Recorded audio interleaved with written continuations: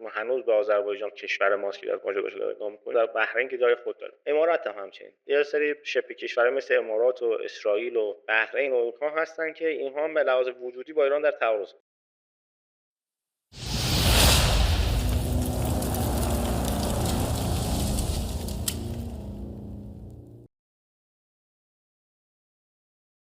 عرض کنم خدمت شما، من حقیقتا بعد از شهادت‌های رئیسی حالا دوستان میگفتم که ما احتمالاً از یه جریان خاصی رئیس جمهور رو خواهیم داشت و از بعد از اون هم به سال نکشیده جنگ میشه. این تعبیری هم که داشتم و حالا این به قولی تحلیلی هم که داشتم در خصوص اینکه این اتفاق میفته ناظر بر وقایع درونی ایران نبود، ناظر بر نیاز بیرونی آمریکا بود. یعنی تو اون رقابت کلانی که آمریکا با چین داره و وضعیتی که پترودلار داره، که بعد از بحران کرونا که احتمالاً آمریکا حدس میزد میتونه مثلا چین رو مدیریت کنه، این شرایط برعکس شد و در واقع سرعت عقب افتادن آمریکا رو از چین بیشتر کرد.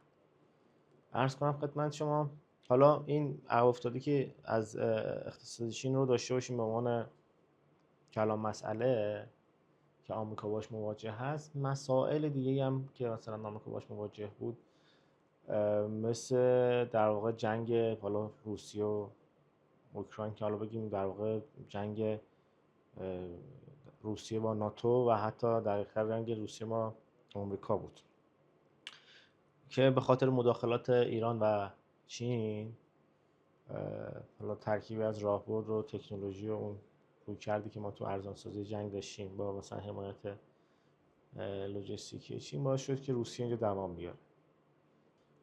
عرض کنم خدمت شما و حالا اتفاقاتی که تو آفریقا افتاد که حالا گروه واگنر و ایران و پسرلاحاظا دارن رقم میزنن. بازی در واقع بازی که تو سه‌ضلعی ایران، روسیه و چین شکل گرفته آینده خوبی رو واسه آمریکا، چشم انداز خوبی واسه آمریکا در واقع متصور نمیکنه، مخصوصا واسه پترودلار. پترودلار هم که میگیم میکنید، من حالا بعضیا تقلیل میدن این رقابت رو به بازی ترامپ. من حتی نه تنها بازی ترامپ نمیدونم، این رو فراتر از حتی بازی آمریکا میدونم. یعنی پترودلار یا همون برگردیم عقب‌تر، شبه علم اقتصاد یهودپایه‌ای که میاد در واقع نرخ ذخیره جزئی و پول اعتباری و بدهی سرمایه است و اینها رو مطرح میکنه، این به نظر من هویت اول و ناموس اول اون جریان سرمایه سالار و سرمایه دار دنیاست که حالا برمیگرده به اون خانواده‌های یهودی پنهان که حالا جریان پول و ثروت رو بگیم تو دنیا دارن مدیریت میکنن. این در واقع مخاطر است، یعنی حتی فراتر از آمریکا. در واقع این قدرتی که شاید اینها سالیان سال واسش تلاش کردن و تونستن حالا تو دانشگاه اون جریان فکری رو نفوذ بدن، تو جریان اقتصادی رو در واقع بدن، بعد بیان توی خاورمیانه با در واقع گروگان گرفتن نفت منطقه این رو تثبیت کنن و این رو ببرن جلو. و خب در واقع مجسم این اتفاق توی آمریکا داره اتفاق میفته و بدیهی‌هایی که آمریکا داره، یعنی هم آمریکا از بین میره، همون نظام بانکی، همون نظام فکری. مثلا یه چیزی تو مایه‌های رویکرد مثلا کمونیستی که وقتی شوروی تجزیه شد واسه در واقع رویکرد کمونیستی اتفاق افتاد و در واقع اون نوع تفکر خب تضعیف شد.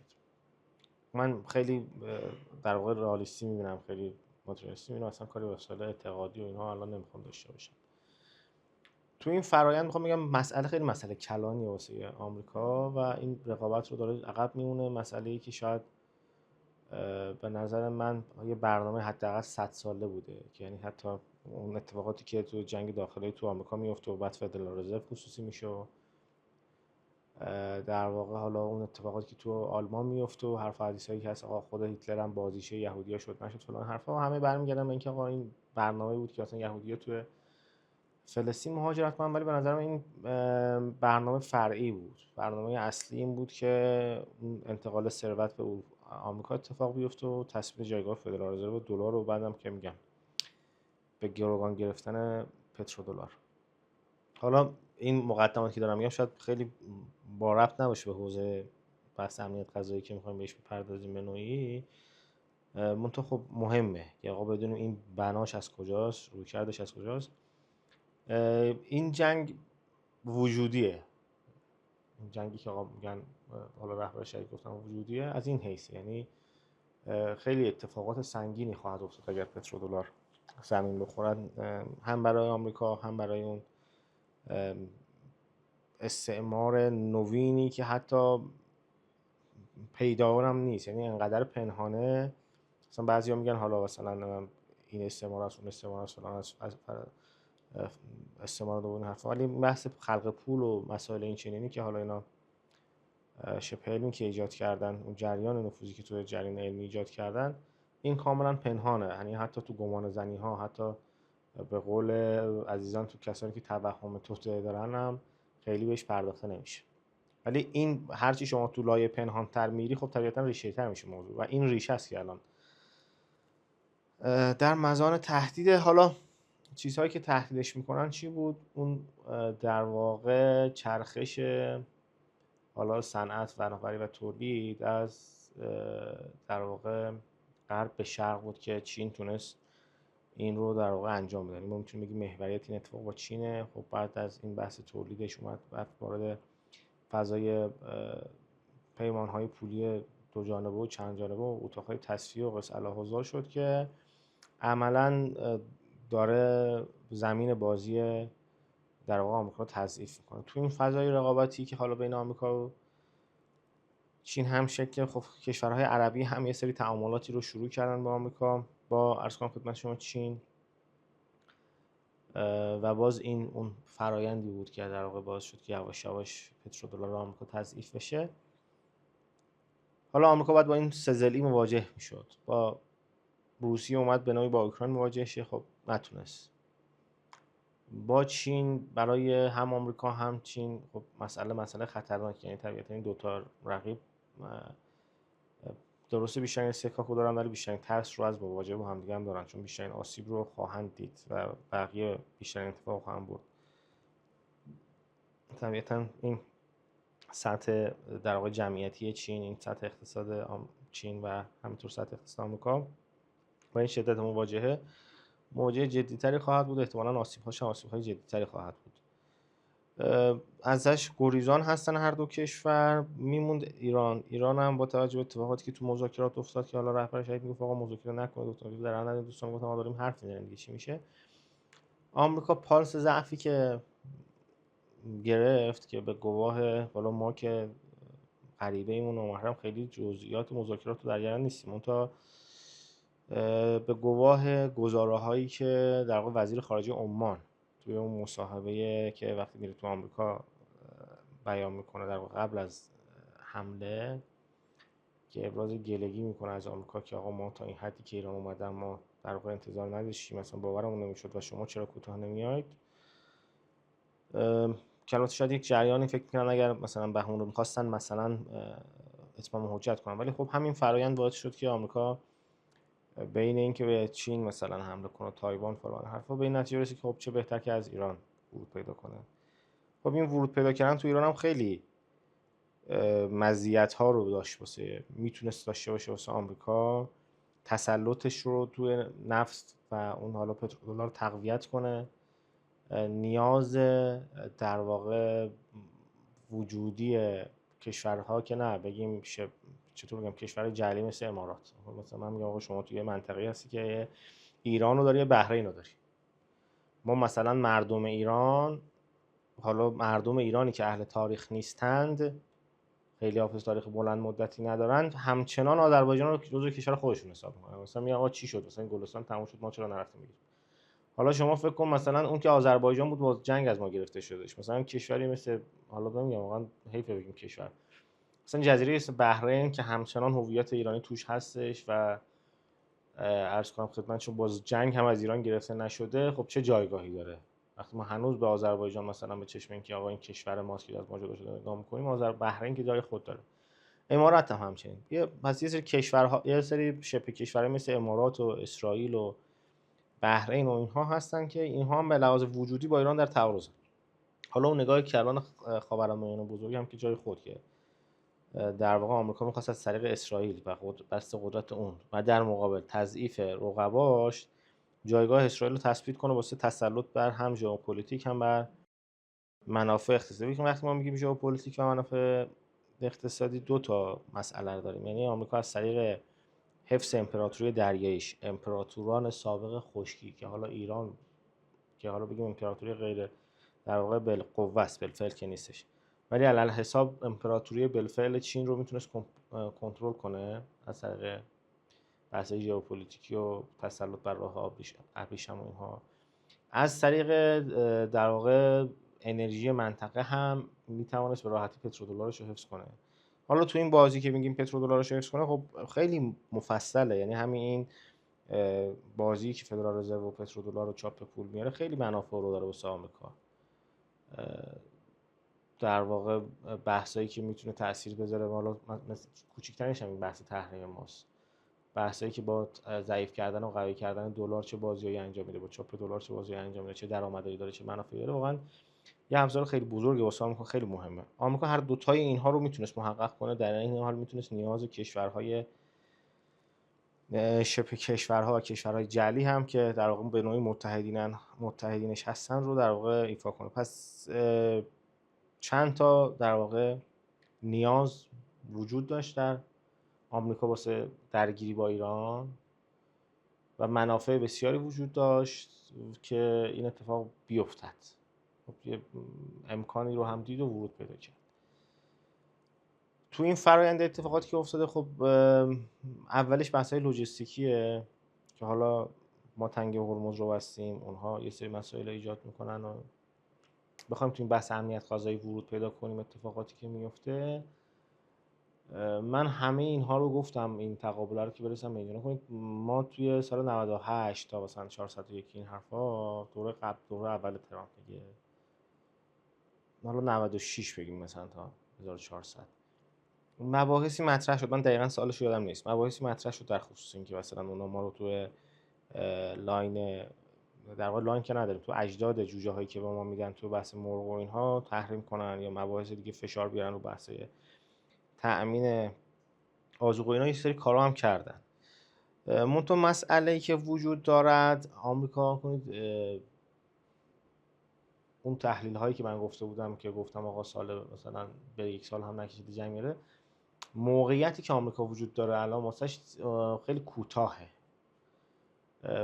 و پنجره فرصتی که داره خیلی پنجره فرصت محدودیه. این امکان رو بهش نمیده که وارد بازی مثل برجام بشه که حالا بیاد استحاله از درون بکنه، بیاد اون بحث اسب ترور رو انجام بده، بیاد در واقع شل کنه جریان هایی که مثلا باش همسو هستن و ببره به سمت اون تجزیه. هرچند تلاش هاشو کرده، یعنی شما آخرین تلاش هاشو در واقع از کودتای درونی تو سال 1401 دیدید، ولی مثلا اگر دی ماه اتفاقی افتاد، دی ماه دیگه عملاً واسه این بود که کودتا با کمک نیروی خارجی اتفاق بیفته. یعنی آمریکا آنچنان از لحاظ زمانی توی مضیقه قرار داره با توجه به اون کلان پروژه که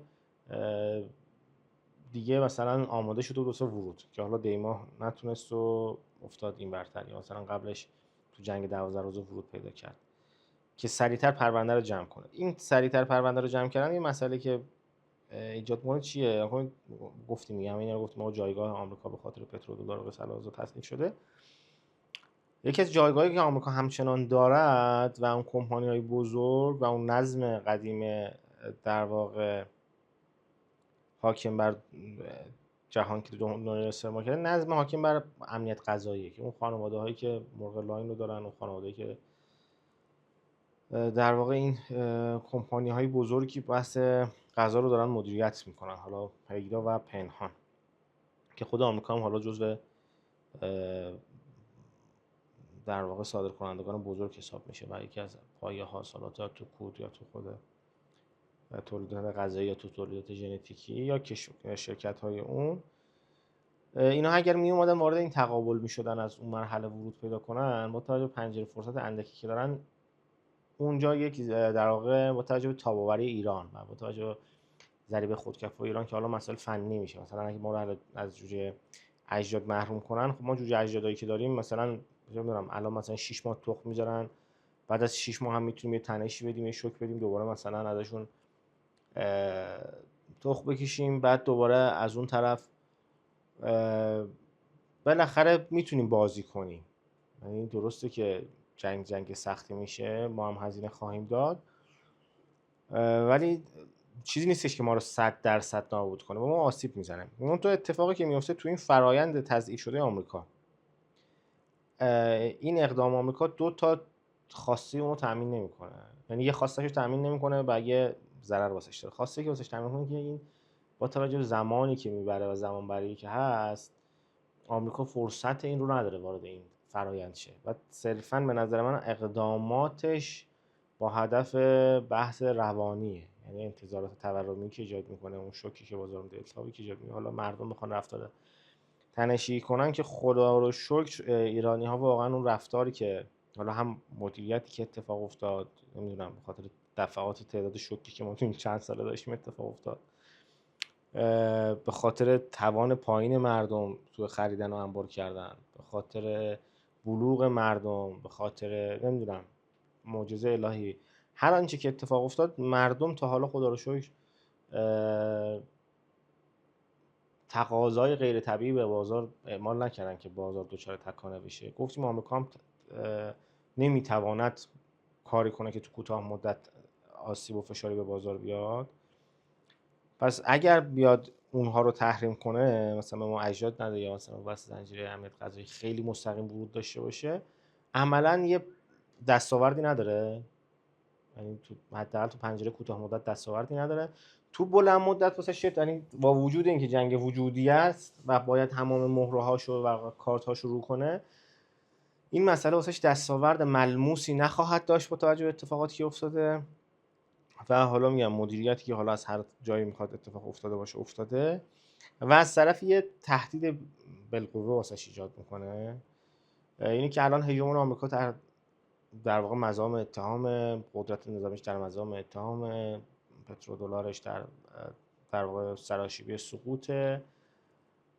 اگر می اومد مثلا این بحث حالا لاین و مسائل های تک و های تکنولوژی که تو حوزه در واقع کشاورزی هست رو مداخله میکرد و کارهایی میکرد که تو این حوزه آسیب بزنه، اون جایگاهی که واسش هنوز حفظ شده رو از دست میده تو حوزه در واقع زنجیره تامین و حوزه مواد غذایی و یه پاشناشینی میشد که میتونست اون روند سقوطش رو تسریع کنه.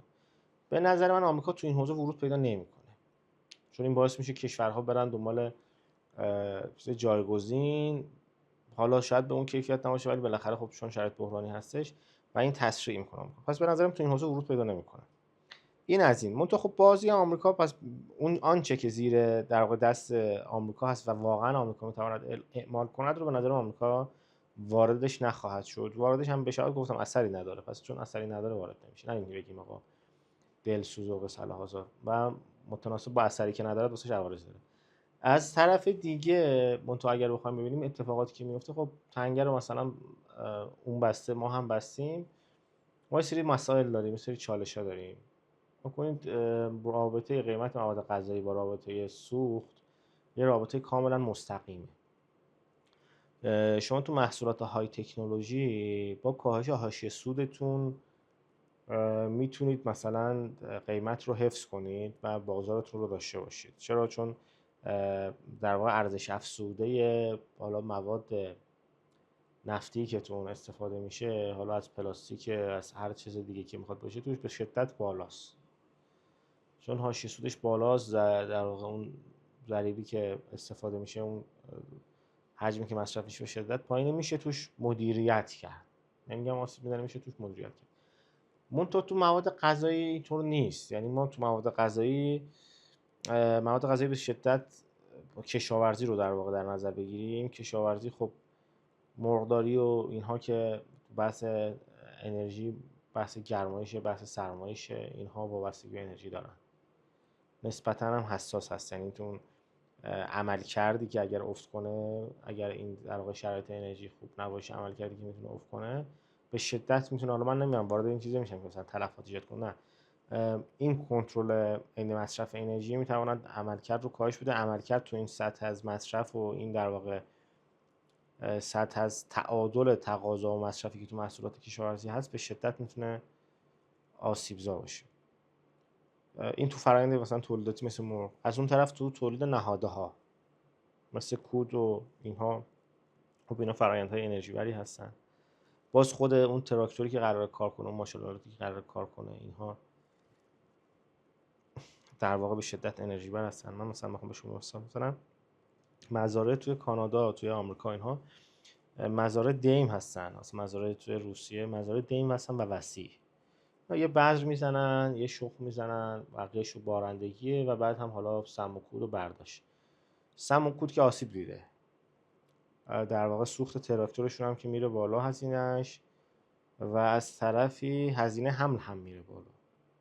یعنی شما تقریبا تمام عوامل مؤثری که هستش اینجا توی زنجیره حالا تولید و تامین و ارسالی که هست، همه اینها متأثر میشه.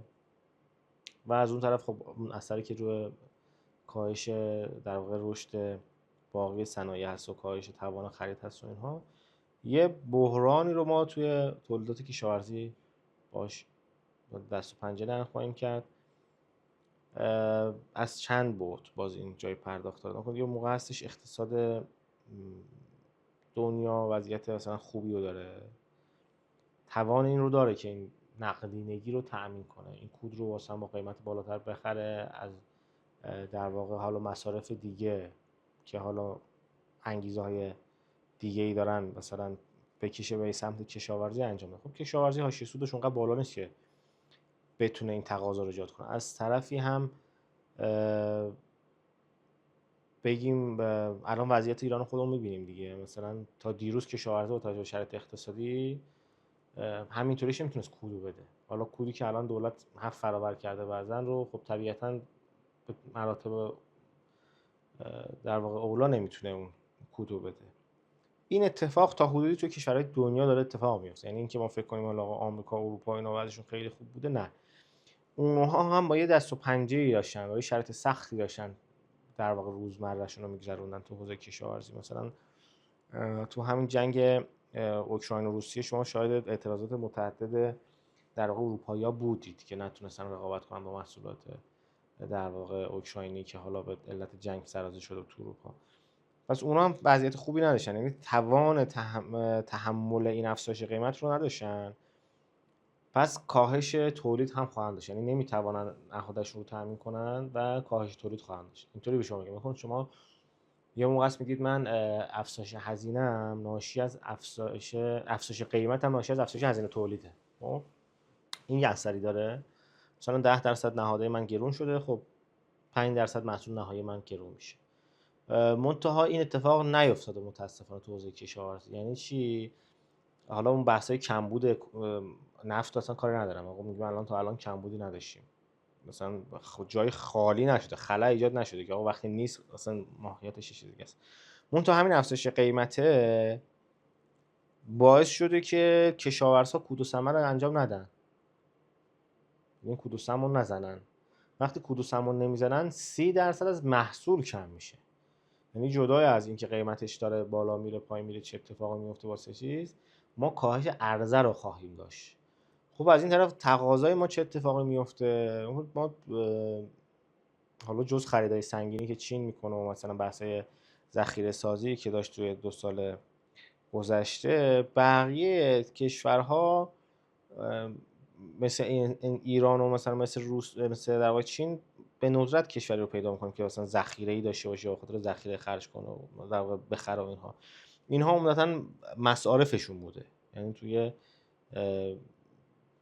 مثالی رو میزنن از زنجیره، تولید زنجیره، میگن آقا کشتی از ژاپن راه میفته تا برسه مثلا این تولید میشه. مثلا تولید بدون انبار الان در واقع خیلی مسئله بود دیگه، خیلی موضوع بود، نه یه مسئله، خیلی موضوع بود و در واقع یک هنر نشون داده میشد. ما اگر این رو تأمین بدیم و تخصیص بدیم به حوزه غذا و حالا با توجه به کاهش قدرت خریدی که تو این مدت تو دنیا اتفاق افتاده، غذا آنچنان وجود ندارد و این کاهشی میتواند به شدت روی هزینه ها تأثیر بذاره. این کاهشی که ما تو تولید داریم به شدت میتونه روی قیمت ها افزایشی باشه از محل نبود، نه از محل افزایش هزینه ها. یعنی واقعا به معنای واقعی گرانی اتفاق میفته، نه تورم. حالا بریم از محل بحث تأمین ما این رو بخوایم در نظر بگیریم. خب کشورهای تأمین کننده ما که حالا خیلی تلاش هم شد که اینها جابجا شن، حالا نمیدونم چه روی کردی بود، چه دستی بود، چه اتفاقی بود، ما عمدتا از بنادر جنوبی، در واقع بنادر جنوبی ما هستن که میتونن کشتی سنگین رو در واقع ساپورت کنن و اون حجم در واقع نهادی که ما میخوایم مثلا 10 11 میلیون فقط ذرت دانه‌ای وارد میکنیم. خب این حجمی که داره و اون کشتی فله بری که میخوان یه سیبل متحرک تو این شرایط. از طرفی اگر ما حالا مفصله، یعنی ما بخوایم این ذرت رو وارد در واقع رژیم تغذیه مرغامون بشیم، بگیم آقا چرا ذرت بیایم حالا اون الگوهای تغذیه رو تغییر بدیم، بریم با آنزیم بحث واردات مثلا غلات مثلا گندم و جو اینها رو از حالا قزاقستان و روسیه داشته باشیم جایگزین ذرت کنیم، ما کشتی‌های فله بری که نیاز داریم تا جایی که من خبر دارم ما تو دریای خزر نداریم. نکته هم که هستش اینه که به خاطر فکر کنم رود ولگا که از روسیه میاد توی خزر دیگه، حالا اون رود قابل کشتیرانی که میاد توی خزر هم اجازه نمیدهد که در واقع کشتی‌های مثلا خیلی سنگین رو ما بخریم و از این طریق وارد کنیم. یعنی اگر ما میخواستیم روی در واقع بنادر شمالی سرمایه گذاری کنیم، باید از قبل یه سری کشتی‌هایی رو سفارش میدادیم توی دریای خزر. این کشتی‌ها ساخته میشدن و برای دریای خزر که ما بحث فله بری سنگینمون رو داشته باشیم، بتونیم تامین کنیم حالا نهاد اونها رو.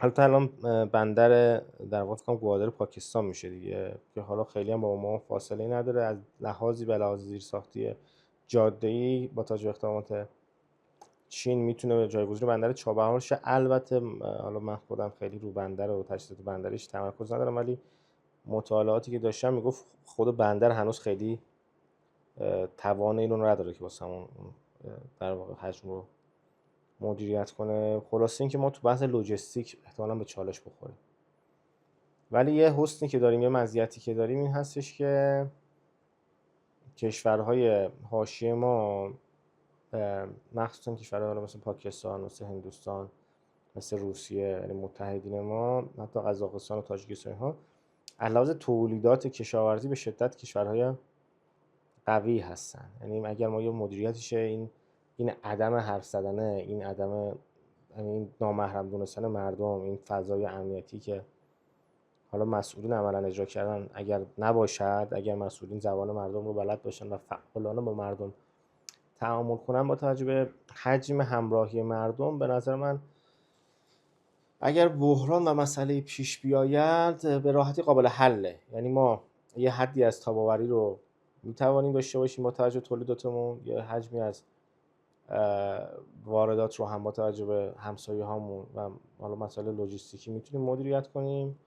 یه درصدی هم اگر از همراهی مردم زمینه این بشه به راحتی قابل عبور و گذر هست. قبلا هم اشاره کردم مثلا به خاطر این قابل مدیریت شدن بودنه و این کم بودن تکانه آمریکا به نظر من سمت این مسئله نیومد، به خاطر تبعاتی که واسش داره. حالا نه تبعات بگیم اخلاقی خیلی معتقد نیستم آمریکا به اخلاق معتقد، تبعات اقتصادی بلند مدتی که میتونه براش داشته باشه، چون برخلاف ما بقیه دنیا حافظه تاریخی خوبی داره.